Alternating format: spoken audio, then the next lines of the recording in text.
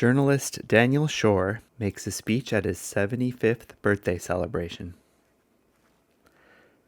Let me make to you a couple of confessions, and maybe you'll learn a little bit about how I view a profession that is very, very dear to me, but part of an industry about which I've learned to have a great many reservations. First confession. I actually never really intended to go into broadcasting at all.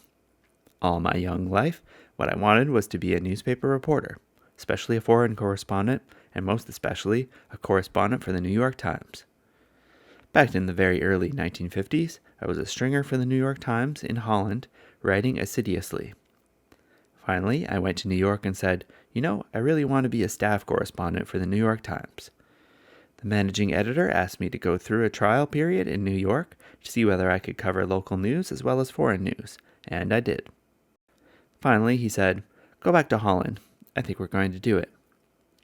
It'll take a few weeks, maybe a couple of months, and then we'll appoint you to our staff." Time passed, and I wasn't appointed to the staff. In the midst of my waiting, there came this cable from this man, Edward R. Murrow of CBS, for which I had done a few broadcasts. A cable I can remember as though it were yesterday. It said, "Would you at all consider joining the staff of CBS News with an initial assignment in Washington?" Flattered though I was to be asked, I thought, well, this is radio, television. This is entertainment stuff. This isn't really for me. So I sent a cable to the Times, to Turner Catledge, the managing editor, and I said I was wondering when this appointment was going to take place, because I had another offer, which I might have difficulty refusing unless we could sort of settle a date. And to my surprise, the cable came back saying, "We suggest you take this other offer." So I said okay, and I joined the staff of CBS. A year or two later, visiting New York, I was invited to dinner by two editors of the New York Times, Manuel Friedman, the foreign editor, and Ted Bernstein, assistant managing editor. They said they had a confession to make to me. "You probably wonder why you didn't get the job on the Times that was promised to you." And I said yes, in fact. I did wonder what had happened there. Well, it had been weighing heavily on our consciences, and we've decided to tell you. What happened was that, just about the time that you were to be appointed, the Times decided to freeze the hiring of Jews because, in case it became necessary to cover a Middle Eastern war, they had too many Jewish correspondents. That freeze lasted about 6 months, and during that time, your appointment came up. That is why you were not appointed to the New York Times. And so that was how my career was shaped. That leads to my second confession. Having looked with the disdain that real newspaper people had for this entertainment thing called radio and television, I began to enjoy it in part. And that bothered me. I recall asking a CBS producer for advice. I said, "Tell me, I can write a story all right, but what is the secret of success for a journalist in television? I mean, how do you do it on television to make it work?" And he said, "Secret of success in television is sincerity. If you can fake that, you've got it made." But I haven't told you my gravest confession of all. You will understand that I have the reporter's ethic, perhaps mystique, that I cannot stand in the way of information getting to the public. People can keep secrets, and certainly governments, but once I know, it's not a secret anymore. And then I cannot be the arbiter of what the public is allowed to know. In principle, I do not suppress news. On one occasion, during Watergate, when I was getting a lot of exposure on CBS, a taxi driver taking me to the airport in New York turned around to me and said, "Mr. Schorr, I've seen you on television. Why don't you tell us what's going on in Washington? What's really going on?" I said, "How do you mean? I really do my best." And he said, "Nah, but you people know things. You know all these big shots, and you're all in bed together, and there are things you don't tell us." I said, "Believe me, I'm not an insider. Some people call me a quintessential outsider. You might not think that looking at this audience tonight, but it always has been important to me that I don't decide what the public should know. If I know, then the public should know." I acted on that premise in 1976 when I had a copy of a report the House Intelligence Committee had drafted, but which the House of Representatives, in its wisdom, decided to suppress. It developed that I now had the only copy of the report in the free world.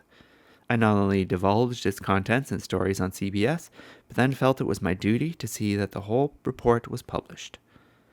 I got into a lot of trouble, and at one point faced the threat of being cited for contempt of Congress because of my principle that I don't suppress news. Yet a couple of times in my life I did.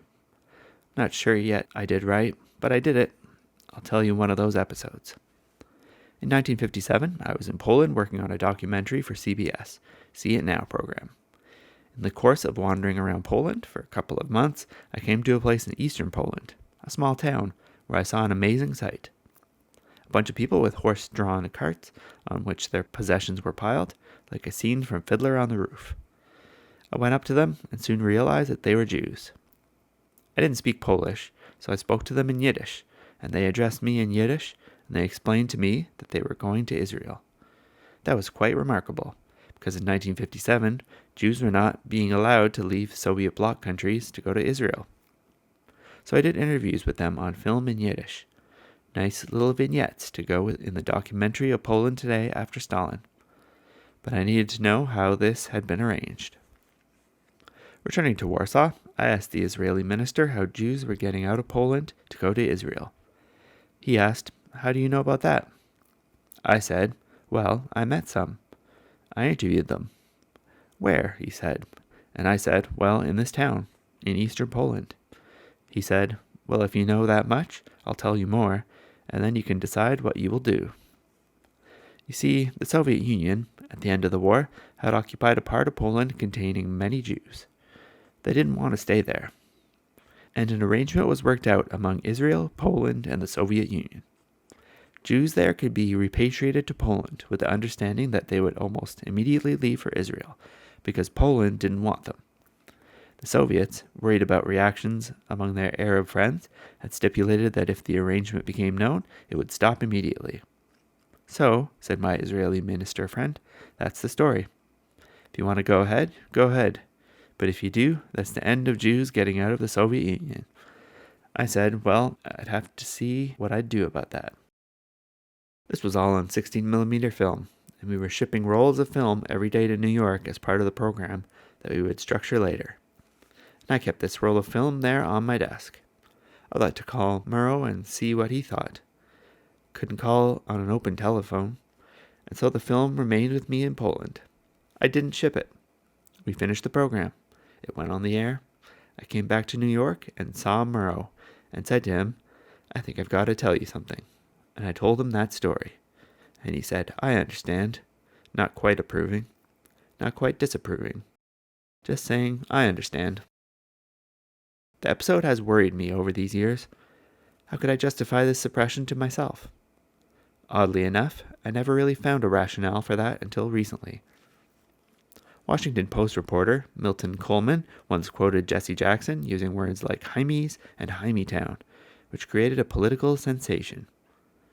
But it developed, from Coleman's later account, that Jackson had preceded his anti-Semitic remarks by asking, "Could we talk black talk for a minute?" And Coleman had let Jackson go on talking black talk. I don't think Coleman should have reported what followed, because a reporter is not just a reporter. There are other circles of which one is a member, and is asking to talk black talk like saying it's off the record.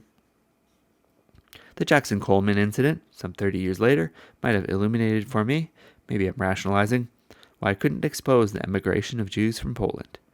If I hadn't spoken Yiddish, I wouldn't have had the interview.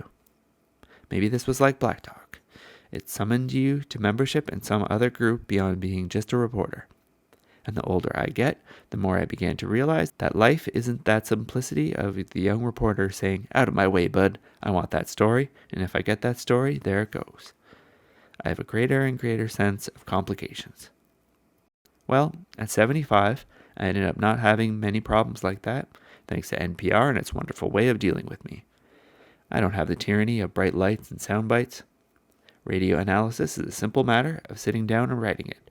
And if it seems to be in reasonable English, and if it's not too long, goes on the air and maybe makes a small contribution to understanding. I'm still in a profession I love, always have loved, always will love. My profession may have become a tail on a big kite, the media industry. But at 75, I still see journalism as a noble and ennobling profession.